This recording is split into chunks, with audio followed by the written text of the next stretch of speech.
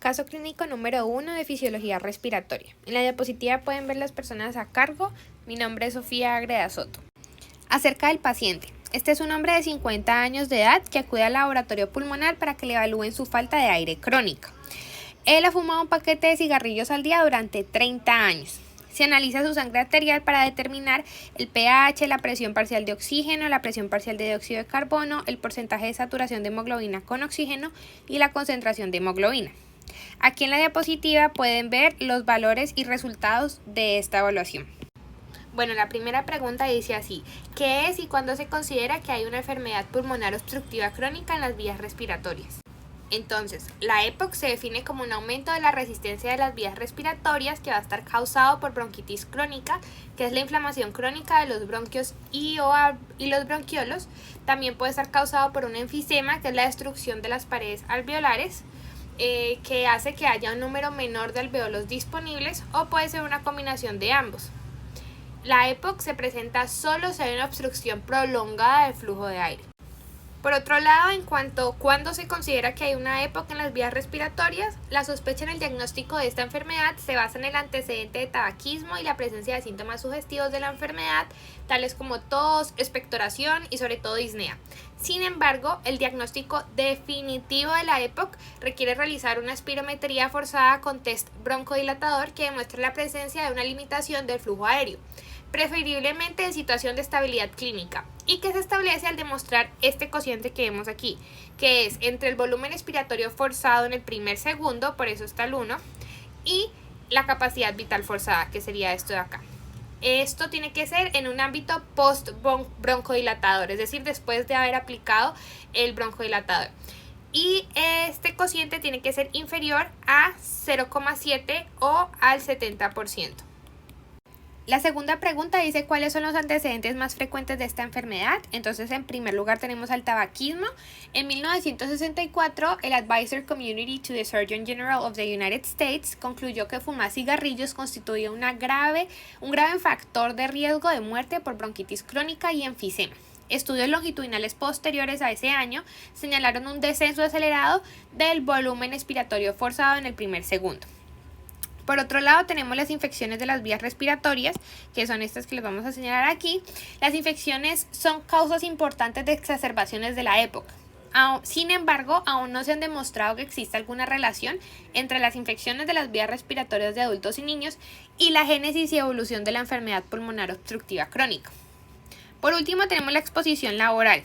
Se ha sugerido que los incrementos de los síntomas de las vías respiratorias y la frecuencia de obstrucciones del flujo de aire podrían deberse a una exposición generalizada a polvos en el centro de trabajo. También se ha sostenido que entre los factores de riesgo para la aparición de una obstrucción aérea a largo plazo destacan algunas exposiciones específicas de determinados trabajos, como por ejemplo la extracción de carbón y oro en minas y el polvo de algodón en algunas fábricas. Buen día, mi nombre es Julián Erazo y para continuar con el desarrollo del caso clínico número 1 vamos a dar respuesta a la tercera pregunta, en la cual hablaremos acerca del curso natural de la enfermedad. En este caso la enfermedad es un EPOC y vamos a encontrar que las enfermedades obstructivas, como lo son el enfisema y la bronquitis crónica, van a causar un aumento en la resistencia del flujo del aire.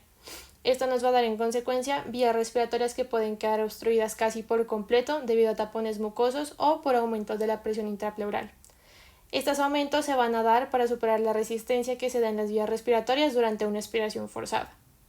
Especialmente en el enfisema, esto va a causar un problema, ya que también tenemos la destrucción de los tabiques alveolares, lo cual nos va a llevar a un decremento en el retroceso elástico de los alveolos y nos va a dar una menor tracción radial. Esta es la que usualmente nos ayuda a mantener las vías respiratorias pequeñas, abiertas. Por estas razones vamos a encontrar que el volumen residual, la capacidad residual funcional y la capacidad pulmonar total, que serían estas de aquí,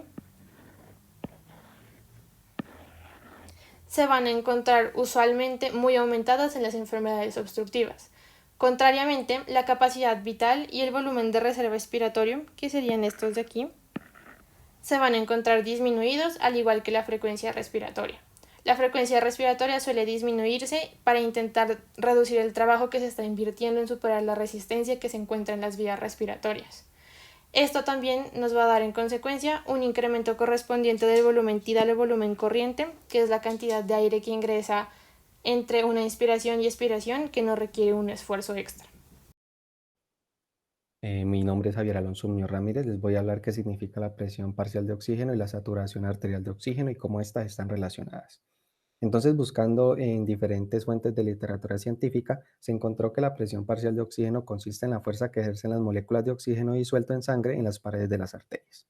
Esta no debe confundirse con la cantidad unida a la hemoglobina o con el contenido total de oxígeno.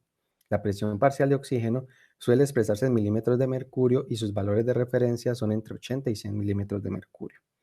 En un individuo sano, su valor disminuye progresivamente con la edad, pero siempre debe ser superior a 90 milímetros de mercurio. Por otro lado, la saturación arterial de oxígeno es la proporción de hemoglobina que está unida al oxígeno. Esto hace referencia a las fracciones de hemoglobina funcionales, oxihemoglobina y desoxihemoglobina, que son las que pueden transportar el oxígeno. Los valores de referencia para la saturación arterial de oxígeno son del 95 al 97.5%.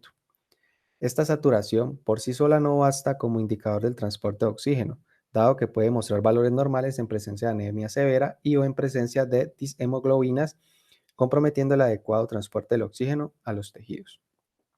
Entonces, para continuar, vamos a hablar sobre la relación entre la presión parcial de oxígeno y la saturación arterial del oxígeno. A medida que el oxígeno se disuelve en la sangre, también se combina con la hemoglobina. Cuando la presión parcial de oxígeno está elevada, se produce una captación rápida de moléculas de oxígeno por parte de la hemoglobina, aumentando rápidamente la saturación del oxígeno. Una saturación del oxígeno del 100% indica que todas las moléculas de hemoglobina están completamente ocupadas por oxígeno. Sin embargo, hay que tener en cuenta que incluso si la saturación de la hemoglobina es del 100%, la disolución de cantidades mayores de oxígeno en la sangre puede continuar de manera que la presión parcial de oxígeno puede alcanzar cifras superiores a las normales si el paciente recibe oxígeno suplementario.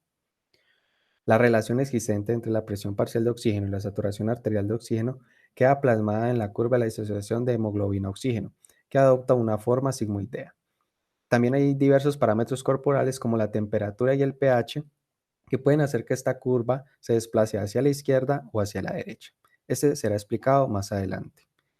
La curva de la disociación de la hemoglobina adopta su forma debido a la cooperación entre los 4 lugares de la unión del oxígeno que tiene la molécula de la hemoglobina. Entonces, a valores bajos de la presión de oxígeno, los aumentos de la presión de oxígeno producen aumentos relativamente pequeños de la unión del oxígeno, lo que refleja la afinidad relativamente baja por el oxígeno de la hemoglobina en el estado de tensión. A valores moderados de la presión de oxígeno, la cantidad de oxígeno unido aumenta más rápidamente con los aumentos de la presión de oxígeno, lo que refleja la mayor afinidad por el oxígeno a medida que moléculas de hemoglobina pasan al estado relajado. Por último, la curva de la hemoglobina-oxígeno frente a la presión de oxígeno se aplana a valores muy elevados de presión de oxígeno a medida que se satura la hemoglobina. En nuestro caso clínico, el paciente presenta una presión parcial de oxígeno de 60 milímetros de mercurio y la saturación arterial de oxígeno de 90%. Eso nos da a entender que se encuentra entre el límite de una hipoxemia moderada a una grave por una inadecuada captación de oxígeno, pese a tener una frecuencia respiratoria elevada. Mi nombre es Paula Noma y para dar continuidad vamos a responder sobre cuál es el contenido total de oxígeno en sangre arterial del paciente. Para calcular este contenido total de oxígeno en sangre arterial del paciente es necesario hacer uso de la siguiente fórmula, donde debemos tener en cuenta la capacidad de unión del oxígeno a la hemoglobina, el contenido de hemoglobina del paciente, que es 14 gramos por decilitros de sangre, la saturación arterial de oxígeno, que es del 90%, el coeficiente de solubilidad de oxígeno y la presión arterial de oxígeno del paciente. Si reemplazamos estos valores en la fórmula, nos da un resultado de 17.19 mililitros de oxígeno por decilitro de sangre, los cuales están entre los rangos normales de los valores del contenido total de oxígeno en sangre arterial del paciente. Nos preguntan si es necesario utilizar la curva de equilibrio hemoglobina-oxígeno para responder a esta pregunta. Entonces, para saber el contenido total de oxígeno en sangre arterial del paciente, no es necesario utilizar la curva de disociación oxígeno-hemoglobina si se toma la capacidad de unión de la hemoglobina por el oxígeno como 1.35, este valor tomado del libro de Boron, ya que con este valor y los que nos dan en el caso se pueden hacer los cálculos correspondientes para encontrar el contenido total. La curva muestra un aumento progresivo del porcentaje de hemoglobina con oxígeno a medida que aumenta la presión de oxígeno sanguínea, al representar el porcentaje de saturación de oxígeno de la hemoglobina en función de la presión parcial de oxígeno, en donde si la curva se desplaza hacia la derecha, quiere decir que la hemoglobina tiene menos afinidad con el oxígeno, lo libera rápidamente hacia los tejidos y esto se puede dar por 4 factores importantes: la presión de dióxido de carbono, la temperatura o fiebre, un aumento de hidrogeniones, por tanto una acidosis, ya sea respiratoria o metabólica, y un aumento de la cantidad producida de fosfoglicerol por los tejidos, hace que la hemoglobina tenga menos afinidad por el oxígeno. Un desplazamiento hacia la izquierda es todo lo contrario. Quiere decir que la hemoglobina tiene alta afinidad por el oxígeno, lo retiene más y por tanto tendrá una mayor dificultad de entregar este oxígeno hacia los que son los tejidos, y se da por todo lo contrario a lo anterior.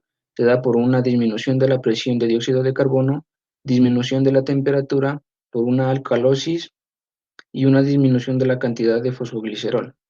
Es importante decir que las cantidades mayores de presión arterial de oxígeno nos aseguran una buena oxigenación, y cantidades menores de presión arterial de oxígeno nos aseguran que hay una mala oxigenación. Por lo tanto, el principal parámetro de oxigenación es la presión arterial de oxígeno y es directamente proporcional. Mi nombre es Jairo Andrés Sánchez y les voy a presentar el cálculo de la ventilación total alveolar y el espacio muerto. Inicialmente, la ventilación total o ventilación minuto es igual al volumen corriente, que en este caso es 0,4 litros por la frecuencia respiratoria, que es 25 respiraciones por minuto. Por lo tanto, la ventilación total corresponde a 10 litros por minuto. El siguiente paso es calcular el contenido arterial de oxígeno, como lo hizo mi compañero con anterioridad a través de la fórmula 2.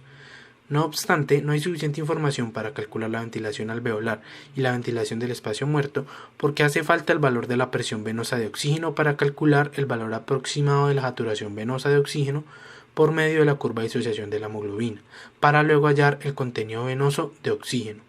Además, nos hace falta el valor del gasto cardíaco para reemplazarlo en la fórmula 4, a través de la cual se podrá hallar la ventilación de oxígeno al multiplicar el gasto cardíaco por la diferencia entre el contenido arterial de oxígeno hallado con la fórmula 2 y el contenido venoso de oxígeno hallado anteriormente con la fórmula 3.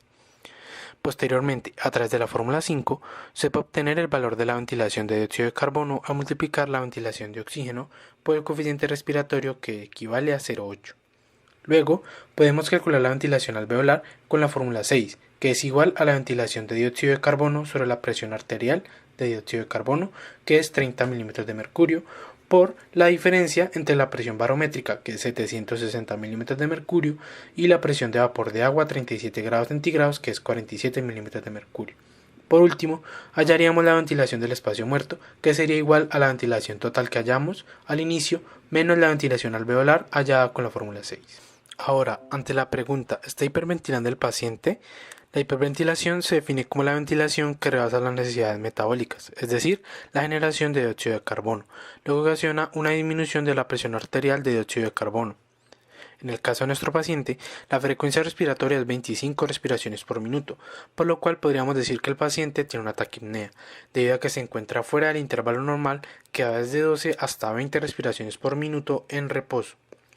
Por otro lado, un parámetro importante para tener en cuenta es la ventilación minuto, que en el caso de nuestro paciente es de 10 litros por minuto. Se considera que para una persona promedio de unos 70 kilogramos con una frecuencia y volumen corriente normal, el valor de la ventilación minuto ronda los 6 litros por minuto. No obstante, en otras fuentes consultadas se considera como intervalo normal en reposo de 5 a 8 litros por minuto. Sin embargo, el intervalo normal de este factor puede variar mucho dependiendo de varios factores, como el tamaño de la persona o el grado de entrenamiento. Por lo cual, para llegar a un diagnóstico acertado, es importante correlacionar este valor con los valores de su gasometría para evidenciar si la ventilación supera las necesidades metabólicas del individuo. Teniendo en cuenta lo anterior, podríamos decir que el paciente tiene una hiperventilación crónica. Esta se diagnostica a partir del estudio de muestras seriadas de gases en sangre arterial, en los que se evidencia una alcalosis respiratoria compensada con un pH casi normal, una presión arterial de dióxido de carbono baja y también una concentración disminuida de bicarbonato, como se observa en el caso de nuestro paciente, quien presenta un pH de 7,47, una presión arterial de dióxido de carbono de 30 milímetros de mercurio y una concentración de bicarbonato de 21,09 milimolar, que es un valor muy cercano al límite inferior del intervalo de referencia. Continuando, vamos a encontrarle respuesta a esta pregunta, en la cual nos preguntan cómo puede variar la PSaO2 y cómo se relaciona en la siguiente ecuación. Vamos a encontrar que la ecuación nos da la igualdad para la presión arterial de CO2, pero como estas dos tienen al equilibrio, se las puede tomar como una igualdad para la presión alveolar de CO2. Vamos a encontrar entonces que la PaCO2 va a depender de varios valores. El primero es la BCO2. Esta va a depender del metabolismo oxidativo del individuo, la cual en reposo va a ser constante, pero si se realiza algún tipo de actividad que aumente el consumo de oxígeno de los tejidos, la ventilación de CO2 aumentará, lo cual nos va a dar un aumento en la PaCO2. En el caso contrario, en el cual el individuo se encuentra en reposo, el consumo de oxígeno de los tejidos va a disminuir, lo cual nos va a dar una disminución de la BCO2 y a su vez de la PaCO2.